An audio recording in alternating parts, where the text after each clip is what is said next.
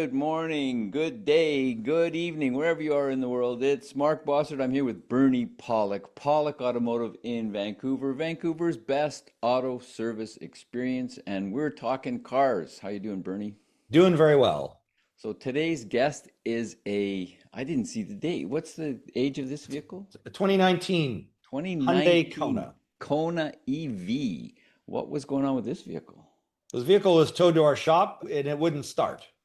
Wait a minute, it's electric. What do you mean it wouldn't start? Well, when you push the button to start it, to get the vehicle into the driving mode, everything would turn on. There's a warning on the dash and the EV drive system would not engage.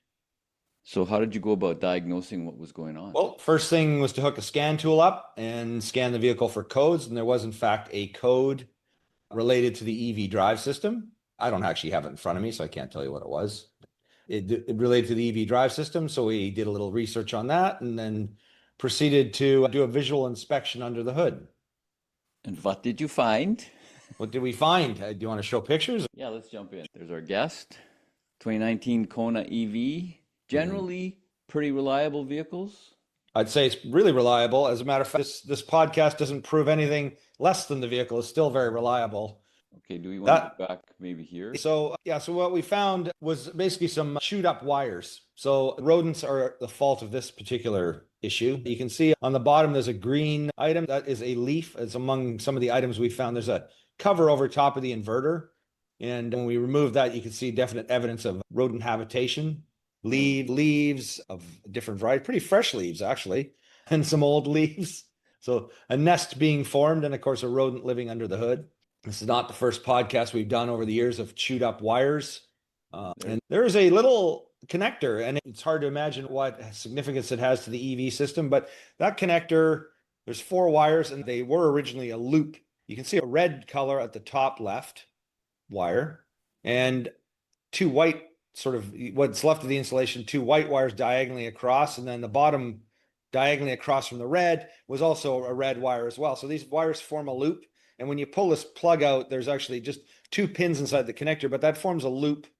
Not certain why it's there, but it's part of the circuit. So we, of course, looked at the wiring diagrams, found the circuit, how it was hooked up. And the repair was to basically take the connector apart, put new wires in and loop them back like they were. And the vehicle started and all good. Happy customer. Happy customer. Well, wallet was slightly emptier, sadly, but the good news is it wasn't anything more complicated because EVs can get to be very expensive to repair. But fortunately, just some rodent damage.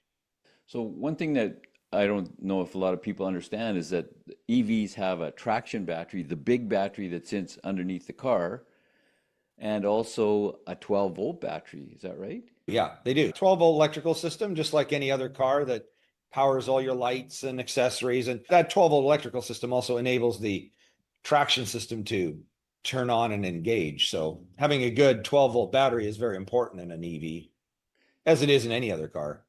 So they have to have a way to turn off and on, essentially, to sense or realize someone's in the car. It can't be on all the time, in other words. Exactly. Yeah, exactly. Because anyone could get in and drive away.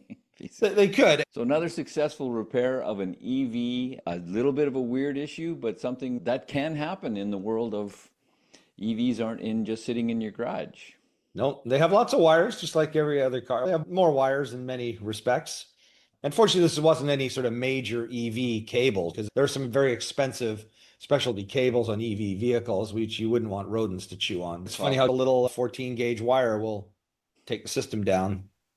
So if you're looking for service for your EV in Vancouver, BC, Canada, the people to see are Pawlik Automotive. You can reach them online at pawlikautomotive.com. You can book your appointment right there.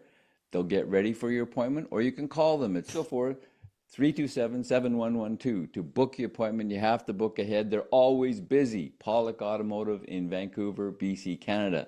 Thanks so much for watching and listening. Thanks, Bernie. Thank you, Mark. Thanks for watching.